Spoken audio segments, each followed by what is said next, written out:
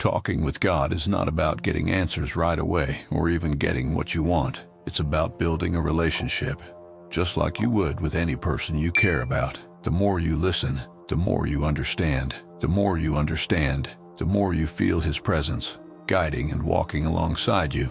Next time you talk to God, ask yourself, am I making space for God to speak, or am I too busy filling the silence with my own words and thoughts? Some people call this prayer. But to pray is not only making requests or asking for things, it is also about building a relationship, listening, and allowing space for connection. Because the real power of prayer isn't in what you say, it's in what you hear.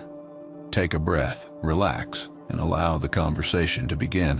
When you speak to someone, it can feel like a one-way street, like leaving a message on someone's voicemail and hoping they'll call you back. Talking with God, however, is more like having a conversation with a close friend, where you listen as much as you speak. You wouldn't sit with a friend and spend the entire time listing your problems without pausing to hear their thoughts, would you? Yet, that's often how many people approach prayer, just rattling off requests, hopes, and fears without leaving space for God's response.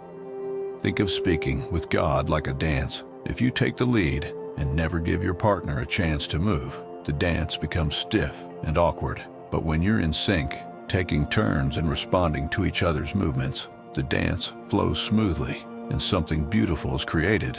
God is your partner in this dance. You speak and then you listen, allowing His movements to guide you. Once, there was a traveler who sought wisdom from a great teacher. The teacher lived high on a mountain, so the traveler began the long climb to meet him.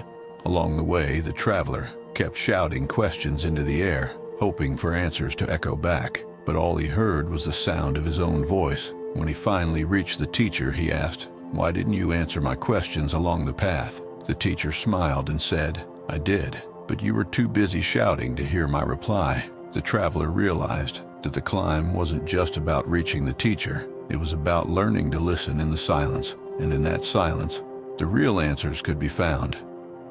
Have you ever noticed how uncomfortable silence can be? When you're in a conversation and there's a pause, your instinct is often to fill it. But in those quiet moments, the most profound thoughts can arise. When you talk with God, those pauses aren't empty. They're filled with His presence, waiting to whisper truths to your heart. If you fill every moment with words, you'll miss the quiet wisdom He's offering.